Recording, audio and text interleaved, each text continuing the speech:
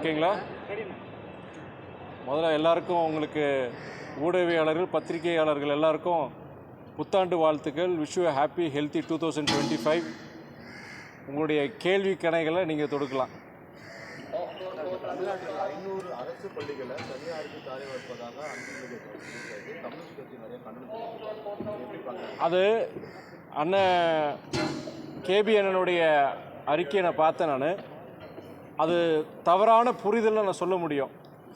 பள்ளிக்கல்வித்துறை அமைச்சர் அன்பு சகோதரர் மகேஷ் பொய்யாமொழி அவர் என்ன சொல்லியிருக்கிறார்னா, கிட்டத்தட்ட 500 அரசு பள்ளிகள் பொறுத்தவரைக்கும் அவங்களுக்கு தனியார் பள்ளிகள் மூலியமாக சில வசதிகள், கட்டமைப்பு வசதிகள் செய்து தரப்படும் சொல்லியிருக்கிறார்.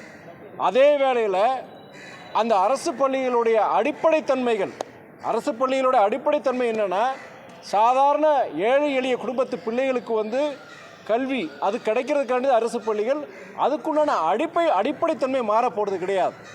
அவங்களுடைய அது ஃபீஸ் ஸ்ட்ரக்சர்லேயோ இல்லாட்டி வேறு எதுலேயுமே அது சேஞ்சஸ் இருக்காது. இந்த தனியார் பள்ளிகள் மூலமாக அதை தத்தெடுக்கிறதுங்கிறது அந்த அரசு பள்ளிகளுக்கு தனியார் பள்ளிகளுக்கு நிகராக அந்த கட்டமைப்புகளை உருவாக்குறதுக்கு உண்டான ஒரு முயற்சியாக தவிர, இந்த அரசு பள்ளிகளை தனியார் பள்ளிகளுக்கு நிகராக அல்ல அது மாதிரி ஃபீஸோ ஹையர் ஃபீஸோ மாற்றுறதுக்கு உண்டான எதுவுமே கிடையாது. தவறான புரிதல் இது. நான் இன்னைக்கு பத்திரிகைகளை நான் படிச்சிருந்தேன். நான் படிச்சுட்டு பொறுத்த வரைக்கும் இது முழுமையாக நான் அதில் அதே சகோதரர் அண்ணாமலை என்ன சொல்லியிருக்கிறாருன்னா, வருஷத்துக்கு இந்த கல்வித்துறைக்கு கிட்டத்தட்ட 44,000 கோடி அரசு ஒதுக்குறாங்க. அதே வேளையில் அந்த கடன் ஆண்டுதோறும் கல்வித்துறைக்கு 1,00,000 கோடி வாங்குறாங்க. இந்த பணம்லாம் எங்கே போச்சுன்னு கேட்குறாரு சகோதரர் அண்ணாமலை. உங்களுக்கு தெரியும், உங்களுக்கு கிட்டத்தட்ட 37,000 அரசு பள்ளிகள் இருக்குது. கிட்டத்தட்ட 8,000 அரசு உதவி பெறும் பள்ளிகள் இருக்குது. எத்தனை லட்சக்கணக்கான ஆசிரியர்கள் இருக்கிறாங்க, எவ்வளோ உங்களுக்கு ஆண்டுதோறும் எவ்வளோ உங்களுக்கு செலவாகுது. அதுவும் இல்லாமல் நம்முடைய பள்ளிக்கல்வித்துறையை பொறுத்த வரைக்கும் ஒரு சிறந்த அமைச்சர், நான் கூட்டணியில் இருக்கிறக்காண்டி சொல்கிறேன், நான் தமிழ்நாட்டுடைய வரலாறுலேயே தமிழ்நாட்டுடைய சிறந்த பள்ளிக்கல்வித்துறை அமைச்சர்னால் நம்முடைய சகோதரர் அன்பில் மகேஷ் பொய்யாமொழியை சொல்ல முடியும். அவருடைய முதலமைச்சர் அண்ணன் தளபதிகளுடைய வழிகாட்டுதலில் பல சிறப்பு திட்டங்கள், புதுமை பெண் திட்டமாக இருக்கட்டும், தமிழ் புதல்வன் திட்டமாக இருக்கட்டும், பல்வேறு திட்டங்களை கொண்டு இன்னைக்கு இந்தியாவிலேயே பள்ளிக்கல்வித்துறை பொறுத்த வரைக்கும் தமிழ்நாடு பொறுத்த வரைக்கும் சிறந்த ஒரு முதன்மை மாநிலமாக இருக்கு. ஆனால் இதுக்குண்டான உங்களுக்கு பள்ளிக்கல்வித்துறை மாத்திரம் கிடையாது. இன்றைக்கி தமிழ்நாட்டுக்கு வழங்கப்பட வேண்டிய நிதி, அது பேரிடர் நிதியாக இருந்தாலும் கூட வர்றது கிடையாது. 37,000 கோடி போன வருஷம் நம்ம கேட்டோம். மிச்சாங் புயல் இதுக்கு தென் மாவட்டங்களுடைய வெள்ள பாதிப்பு 37,000 கோடி கேட்டோம். கிடைச்சது 276 கோடி. இந்த ஃபெங்கல் புயலால் வந்த பாதிப்புக்கு நம்முடைய முதலமைச்சர் 6,675 கோடி கேட்டார். உடனடியாக 2,000 கோடி உடனடியாக எங்களுக்கு தேவை சொன்னார். இது வரைக்கும் பைசா வந்ததா? பள்ளி கல்வித்துறைக்கு பொறுத்த வரைக்குமே சமகர சிக்ஷா அபியான் அந்த ஒன்றிய அரசு திட்டத்தின்படி நீங்கள் இங்கே இருக்கிற தமிழ்நாட்டுடைய பள்ளிகளுடைய குறிப்பாக அரசு பள்ளிகளுடைய கல்வித்தரத்தை உயர்த்துறதுக்காண்டி அந்த திட்டம் இந்தியா ஃபுல்லாக அதுதான் அமல்படுத்தியிருக்கிறாங்க. ஆனால் நம்மளுடைய பள்ளிக்கல்வித்துறை பொறுத்த வரைக்கும் நிதி வருதோ இல்லையோ, ஆனால் அந்த சமகர சிக்ஷா நிதிப்படி கிட்டத்தட்ட இந்தியாவிலேயே சிறப்பாக அமல்படுத்திய பள்ளிக்கல்வித்துறைனா நம்முடைய தமிழ்நாடு தான். ஆனால் நம்மளுடைய தமிழ்நாட்டுக்கு வர வேண்டிய அந்த சமகர சிக்ஷா நிதி கிட்டத்தட்ட 2,000 கோடி கொடுக்கல. ஏன் கொடுக்கலன்னா, நீங்கள் தேசிய கல்விக் கொள்கை நேஷனல் எஜுகேஷன் பாலிசியாக இருக்கட்டும், நீங்கள் ஹிந்தியை பொறுத்த வரைக்கும் நீங்கள் 3வது மொழி மும்மொழி திட்டத்தை நீங்கள் அமல்படுத்தினாதான் அந்த 2,000 கோடியை நான் கொடுப்பேன்னு சொல்கிறாரு ஒன்றிய அமைச்சர். நான் அன்னைக்கு டெல்லியில் பொறுத்த வரைக்கும் நம்மளுடைய பள்ளிக்கல்வித்துறை அமைச்சர் அன்பில் மகேஷ் பொய்யாமொழி இருக்கும் பொழுது அவர் கிட்டத்தட்ட பிச்சை என்கிற மாதிரி தாங்க நம்முடைய பள்ளிக்கல்வித்துறை அதிகாரிகளோட அமைச்சர் கேட்குறாரு.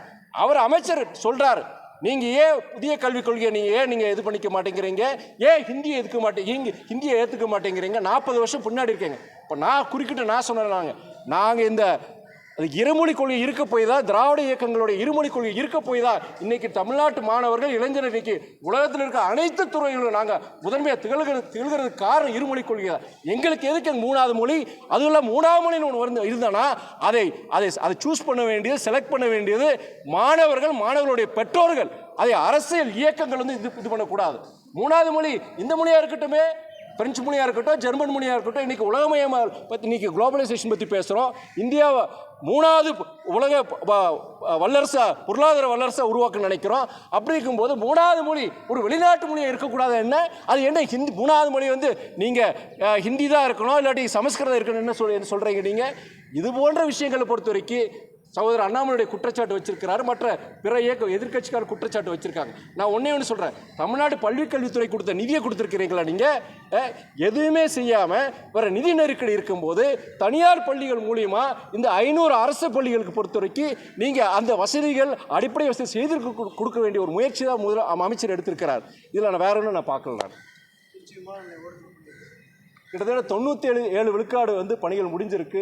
கிட்டத்தட்ட இது வரைக்கும் 3 மீட்டிங் 3 கூட்டங்கள் ஏர்போர்ட்ஸ் அத்தாரிட்டி டைரக்டர், நம்முடைய மாவட்ட ஆட்சியர், நம்ம இந்த திருச்சி இந்த அதிகாரிகள், நம்ம அரசு தமிழ்நாடு அரசு அந்த அதிகாரிகள் எல்லாரையும் வச்சு கிட்டத்தட்ட 3 மீட்டிங்ஸ் ஆர்கனைஸ் பண்ணியிருக்கோம். கிட்டத்தட்ட 97% வந்து அந்த நில கையெழுப்படுத்தப்படுகிற பணிகள் முடிஞ்சிருக்கு. அதுக்கு இனியும் சில கோஆர்டினேஷன் ஒர்க் இருக்குது. கண்டிப்பாக என்னோட இது என்னென்னா அடுத்து ஒரு 6 மாதத்துக்குள்ளே கொண்டு வரணும் என்னுடைய ஆசை. அது திருச்சி மக்களுடைய நீண்டகால கோரிக்கை. கிட்டத்தட்ட 14 வருடங்களாக இந்த ஓடுதலை திருச்சியுடைய ரன்வே எக்ஸ்பேன்ஷன் வந்து அது காலதாமதம் ஆயிருக்கு.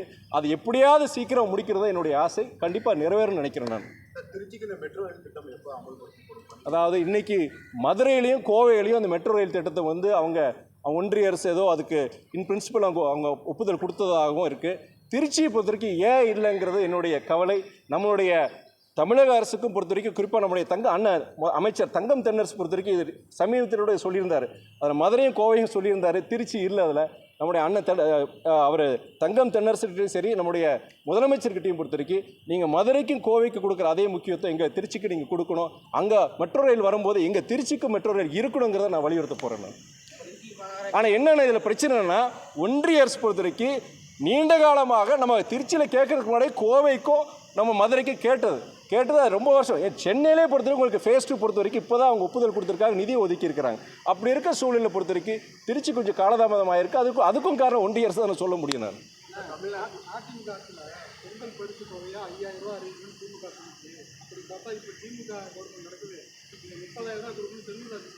அதாவது அண்ணன் செல்லூர்ராஜ் பொறுத்த வரைக்கும் நான் தயவுசெய்து சீரியஸ் எடுத்துக்காதீங்க. அவரை நீங்கள் நியூ இயர் ஜோக்காட்டி அதை சொல்கிறீங்க நீங்கள்.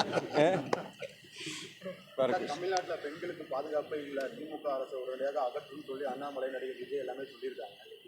அது பெண்கள் பாதுகாப்பு பற்றி பேசுகிறதுக்கு வந்து பாஜக தலைவர்களுக்கு எந்த அருகதையும் கிடையாது. நீங்கள் நேஷனல் கிரைம் ரெக்கார்ட்ஸ் பியூரோ போய் பாருங்கள். நீங்கள் தேசிய குற்றங்களுக்கு உண்டான ஒரு ஆவணம் இது இருக்குது, அது எவ்ரி இயர் அவங்க இது பண்ணுறாங்க. அதுபடி பார்க்கும் பொழுது குற்றங்கள் அதிகமாக பெண்களுக்கு குற்றங்கள் நடக்கிறது, பெண்களுக்கு எதிரான குற்றங்கள் நடக்கிற அதிக மாநிலம் உத்தரப்பிரதேச கிட்டத்தட்ட கடந்த 3 முறை ஆட்சியில் இருக்கிறது யாரு? அங்கே பாஜக தான். அங்கே பெண்களுக்கு இந்தியாவோட அதிகமாக பெண்களுக்கு எதிரான குற்றங்கள் பாலியல் வன்முறையாக இருக்குது, அங்கே தான் நடக்குது. அங்கே டெல்லியை பொறுத்த வரைக்கும் நீங்கள் ஒன்றே ஆம் ஆத்மின்னு நினைக்க வேண்டாம். டெல்லியை சட்டம் ஒழுங்கு யார் கையில் இருக்குது? அங்கே இருக்கிற நம்முடைய பாஜக கிட்ட தான் இருக்குது. நாட்டினுடைய தலைநகரிலே பொறுத்த வரைக்கும் அங்கே எந்த பாதுகாப்பு கிடையாது. கிட்டத்தட்ட ஒரு காலத்தில் பாம்பே அண்டர்வேர்ல்டு சொல்லுவாங்க, பாம்பேவுடைய தாதாக்களை பற்றி சொல்லுவாங்க. அது கிட்டத்தட்ட அது 20 வருஷம் முன்னாடி ஒழிச்சிட்டாங்க. ஆனால் இன்னைக்கு அதே தாதாயிசம் கேங்ஸ்டரிசம் வந்து இன்னைக்கு டெல்லிக்கு வந்திருக்கு. வாரத்துக்கு ஒரு துப்பாக்கிச்சூடு. இந்த போன வருஷம் 2024 மாத்திரம் கிட்டத்தட்ட 100க்கும் மேற்பட்ட பள்ளிகளுக்கு வந்து வெடிகுண்டு மிரட்டல்கள் வந்துட்டு இருக்கு. நாட்டுடைய தலைநகரத்திலே பாதுகாப்பு கிடையாது. பட்ட பகல சுடுறது, குண்டு வைக்கிறது சில நடந்துட்டு இருக்கு.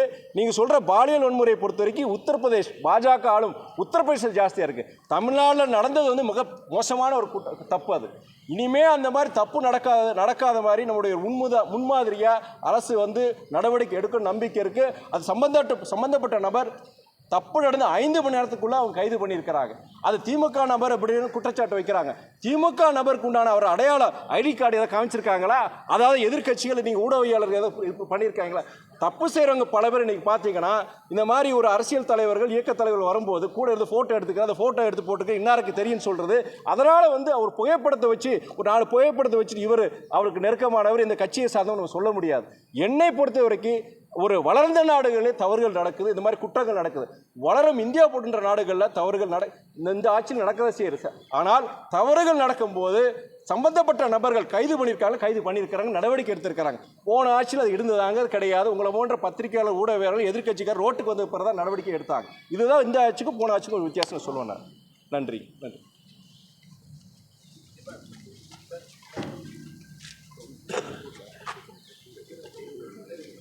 பேசிடுங்க. இன்னைக்கு நான் நாளைக்கு ஏர்போர்ட் ஒரு கமிட்டி மீட்டிங் வச்சுருக்கோம். நாங்கள் அதில் முதல் கோரிக்கையாக உங்கள் ப்ரெஸ் தோழர்களுக்கு வந்து நீங்கள் உட்காரதுக்கு டேபிள் வைக்கிறதுக்கு அவர் என்ன டைரக்டர் பேசிட்டு நான் உங்களுக்கு இன்டிமேட் பண்ணிடுறேன். உங்கள் குரூப் மாதிரி எனக்கு ஒரு இது பண்ணிடுறீங்களா?